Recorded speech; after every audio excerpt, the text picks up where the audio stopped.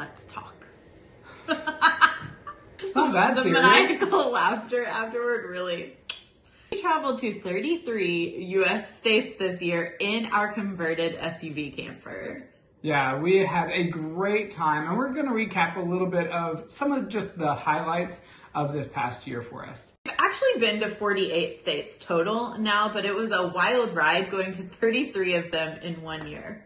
A lot of fun, a couple of moments that were interesting. This year, we drove all the way out to California, up the coast of Maine, and down to the tip of southern Florida. We covered the U.S., and we even caught a flight to Puerto Rico. We're recapping it all, including our hot takes about food and other places, some of our most underrated finds, and a review of the places that we would want to return to again and again. All right, first things first, most unexpected finds throughout the year. I think for me, one of the top things that was unexpected was in Twin Falls, Idaho. It was an area that we were just kind of passing through on the way to Yellowstone. And honestly, just entering into the city and going across the bridge right in the middle of town was one of the most stunning and unexpected vistas of the entire trip. And the waterfalls, when we went, it was right after the snow melt. It was in April. They were absolutely massive. You get up close and personal with them in a way that you don't with Niagara Falls. Really just got to see just the magnitude of those falls. But I've heard that other times of the year are not nearly as epic. So if you go to Twin Falls, definitely go early in the season when there's been a lot of rain or snow melt. Another big underrated one for me is the North Shore of Minnesota. Yeah. Absolutely beautiful. The city of Duluth is just a really cool city. And then we road tripped up the North Shore, and there are like tons of little pull-offs and parks that you can go to for free with just stunning views of Lake Superior. Some places you have to pay for like access onto like the lake shore or into a beach, and really a lot of places along the North Shore were totally accessible along the drive and free for exploring. Yeah, plus they had all these malt shops, so I mean, you can't go wrong. And one of the best restaurants that we went to all year was in Duluth. Yep. Burger Paradox. It's like the best burgers I've had. We had a wonton burger, which sounds super weird. It was so good. Another place that was surprising to me, and we actually ended up there a couple of times this year, was in upstate New York. Mm-hmm. We've been to the city a few times, and I think for a lot of people who aren't from that area, they often think about New York as exclusively the city. But there is so much more in the state that is really worth going to visit. The fall, just not having like the crowds that Vermont and New Hampshire had. There were these stunning drives that you could just like pull off at really cool little bridges, parks. Honestly, I loved upstate New York. And obviously, again, we didn't drive our car there, but Puerto Rico. Yeah. The culture, the food, and the beaches all make Puerto Rico one of my top destinations that I would really recommend people to go. Yeah, the people that we encountered were so friendly and so laid back. It just really made it such a like welcoming environment. I mean, my parents would always say, oh, I'm on island time when I went to the Outer Banks. And you just really felt like that there. It just felt like a place where you could just relax. I think for me, one of my top national parks that I was really not expecting was in Big Bend, Texas. Ooh, yeah. Like, it was way better than what I had expected it to be. And we have come to find out that it's one of the least visited national parks in the country, primarily because it's so isolated. But it was definitely worth going to. Oh, I have one more. Okay, we have heard that Acadia National Park is so busy, but we went in May, right before Memorial Day, and so the crowds were not very heavy then. The weather was absolutely perfect, and we went over to the Schoodic Peninsula, which is actually the part of Acadia that is connected to the mainland, and very few visitors to Acadia actually go. We loved it. We thought the sunsets out there were absolutely beautiful. There weren't a ton of people, so you could just kind of explore, and the stargazing out there is amazing. I'm curious, because we really haven't talked about this yet, the states that we had visited before that we had a chance to return to this year, which of them would you say are like still must visit places? I actually need to think about this. I have one. Okay. Phoenix. Oh, sure. Phoenix, Arizona. I didn't expect that city to be just completely surrounded by mountains because it's not a city that you hear of and think, oh, this is a mountainous city, like Denver. Plus the food. The food in Phoenix is just, it's a really great food scene. If you like being in the sun and having like the ability to go outside regardless of how hot or cold it is, honestly, Phoenix is one of the best places in the entire country because it is sunny most of the time and there's lots of outdoor activities that are really great and close to the city. I think one for me that I think the state sometimes is overhyped, but we got to explore it in a new way this year, and that is in Florida. On this trip that we had taken last winter, we got to explore it in a new way by going to Everglades National Park, which for me was one of the top national parks that we had visited, especially because of the wildlife. I think I always thought of Florida as being like the family vacation spot because it feels like a place that a lot of people from Kentucky or from this area take their small kids to go to the beach or to go to Disney World. But really getting to explore the wildlife this year of some of the like Florida wetlands in addition to some of the cities that we hadn't been to before, like Miami and Tampa. Honestly, it was really cool. While we were there, we also got to talk to a native Floridian, which is kind of hard to find these days, I think. That sounds so funny. I know. But you're right. There's so many Florida transplants. Right. But to find somebody and talk to somebody who is actually from Florida, it was really kind of inspiring. So it made me start thinking about Florida in a new way. Another one for me is one I'd been to before, but Phil hadn't, and that is Yellowstone National Park. I was a little worried when Phil was coming with me that maybe it wouldn't live up to like my memories of it. It absolutely did. Yellowstone is such an incredible national park. It has a huge reputation for a reason. It definitely has everything that makes a national park really great. I think some other ones kind of focus on unique geological features or focus on wildlife. And really for me, Yellowstone did both of those really, really well. There were so many other cool places. We loved Salem, we loved Vermont. There are just so many cool places we went to this year that like we have plans to return to because we just enjoyed them so much. Before we move on to some of our hot takes from the year, let's talk food. Okay. Because we ate a lot of good food this year We across the definitely did, US. yeah. We started off our full-time travel in our favorite food city in the US, and that is New Orleans.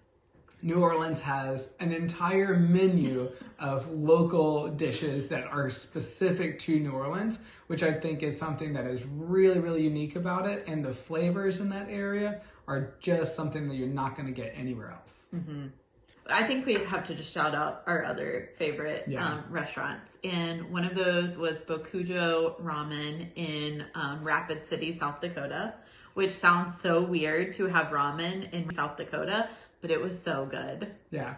I think if I can make a recommendation about how to find great food spots is to go somewhere local that is adapting or like really emphasizing the local cuisine as much as it can. And that's what Bokujo Ramen did. They really adapted ramen to South Dakota and included. When we went on our trip to the Northeast for the first time, we had blueberry pie in Maine that was absolutely heavenly. It was so delicious. Kind of tart, a little sweet. It was really good. Our other favorite restaurant was the Gray Jay in Burlington, Vermont, which was basically a fusion restaurant between like United States comfort food and Mediterranean food. And it was, I mean, honestly, it's a restaurant that was like made for me. All right, let's start our hot takes. Since we're already talking about food, let's start our hot takes with food because I feel like we did have a couple from the year. Yeah. Okay, I think my first hot take is that a lobster roll, while it is delicious, for us, it's not worth the money. We just really like seafood. And so I think that we like getting a bunch of other types of seafood kind of just as well as a lobster roll. And so that price differential doesn't make it as worth it. Now, I will say we tried like a couple of different Yeah. lobster rolls, and we did get a hot one at the Traveling Lobster on Mount Desert Island, and that was delicious. Yeah. Another hot take, this one kind of shifted though on our return visit to the city this year, but we tried 2 types of buffalo chicken in Buffalo, and they were 2 of the biggest places, and honestly, we were not impressed. We felt like we felt like we'd had buffalo chicken that has tasted better, and there wasn't an element of it that we felt like was missing. Though I will say, they do blue cheese really well in Buffalo, and I came home and was just thinking about blue cheese. But on our return trip to Buffalo, when we were going for our fall foliage trip, we tried another place, and honestly, it was so good. Ooh, speaking of spicy chicken, Nashville hot chicken. Oh wait, we're doing our hot takes. That was really good. I'm sorry we didn't say that earlier. Our other hot take was we were driving through northern Nevada, and we were crossing through this town called Elko. I'm so sorry if you're from Elko. What I'm about to say is going to be shady. But we were reading all these things that were foodie haven, whatever. I'm not even going to talk about the type of food because it will throw this restaurant under the bus. But let's just say we tried a restaurant that was supposed to be top tier and a foodie restaurant in northern Nevada where there's not a lot going on. It was by far the worst that we've ever had of this type of cuisine. And we got 3 dishes because we're this has to be really good. We're gonna split a bunch of things. Every single thing tasted like it had been just thawed and was soggy and flavorless. And so maybe the worst restaurant of our whole year. I'm so sorry to say, but yeah that was a bummer. All right, general hot takes of things that did not live up to expectations or that we would not necessarily want to return to. All right, I'm gonna throw out one hot take that some people might be surprised by, but I think I know where this is going. Okay, let's see if you're right. The state parks in California were not that great. California is a beautiful state, and in some ways it felt like the state parks knew that they were naturally beautiful, but the state hadn't really invested as much into the facilities of the state park as what I kind of hoped that they would. We had been already to several really great state parks or local parks to camp along the way to California on our first trip, and it was kind of disappointing whenever we got to California. The nature was beautiful, but the fact that there weren't lights in the bathroom or soap, that was kind of disappointing. Yeah, it's true. But I will say that the views and the nature, were among the best. So it is they're oh, we can charge a lot of money and not have to invest in the facilities because our views are so good and our natural beauty is so good, which it is true. It is beautiful, but it is a little bit of a letdown when you're paying some of the the prices were much steeper than some of the other state parks. All right, I think the hottest take of them all is a place I really don't necessarily plan to return. I know this may break some hearts. Mount Rushmore. Yeah. It probably is the most disappointing, big national landmark, in my opinion, especially because Custer State Park is right next to it, and it is beautiful. Absolutely breathtaking state park, lots of super scenic drives, and we absolutely loved it. I think that whole area is just so naturally beautiful, but for us, seeing the natural beauty right there, especially for free, it just didn't feel like going into Mount Rushmore was remotely worth it. Yeah, it's not exactly close to a lot of things. If you're going to Custer State Park, it's close to that. But otherwise, it's not really close to a lot.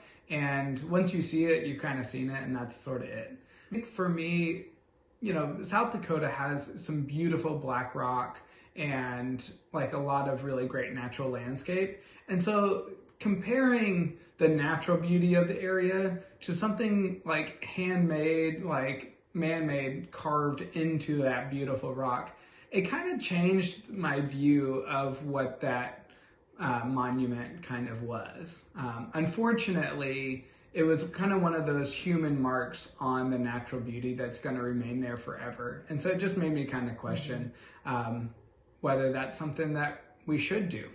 And it's hard because it is art, and I mean, we do that with art a lot, but when you see, you know, those sweeping, beautiful landscapes, I don't necessarily feel like it added to it.